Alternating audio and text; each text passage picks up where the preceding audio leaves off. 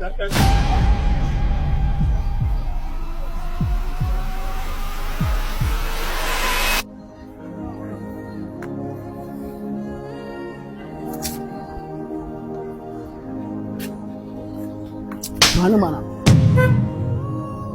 Hajiya mama, me ya bana miki? Menene bana miki? Yanzu har da ke za haɗa baki a yi ƙoƙarin kashe ni? Har da ke za haɗa baki ki biya wasu su yi ƙoƙarin kashe ni? Ki haɗa baki da ƴarki a matsayinta na matana ana ƙoƙarin kashe ni? Yanzu me ya bana miki na matsayin uwa? Tun da iyayena suka rasu ya zamanto duk wani gata da kulawa ina ɗaurawa a kanki, me ya bana miki?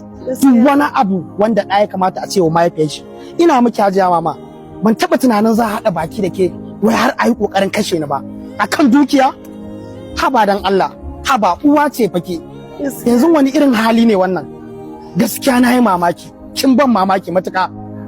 Kai ina kake ƙoƙarin tafiya, rike min wannan da Allah. Sharrin shedan ne. Dawo daga nan. Sharrin shedan ne. Inna lillahi wa inna ilaihi raji'un. Yaro shiga mun da su. Yaro inna lillahi wa inna ilaihi raji'un. Da Allah kana office ne? Wayo Allah na, wayo Allah. Ka turo min yara da Allah. Na Allah ka yafe mana. Magana ake ta kokarin kisa. Kisa fa kashe ni fa. Wayo Allah na. Sirka ta ce da yarta suka haɗa baki za a kashe ni. Ba mu bane. Shikenan okay yana kusa turo min su tunda suna kusa. Yawwa.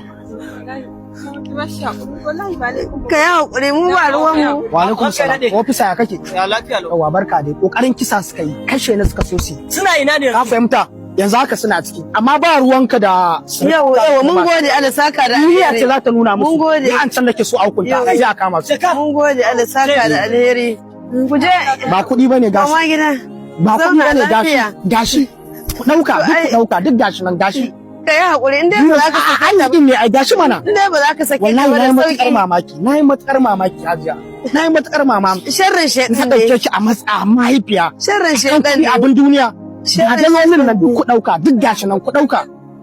Sharrin shedan ne ka yi Ni haƙuri. ba abin da zan muku. Sharrin Kuma shedan. ba zan ɗaure ku ba ko in ce a muku wani abu. Kar ka Ku sake je ta. duniya za ta gaya muku.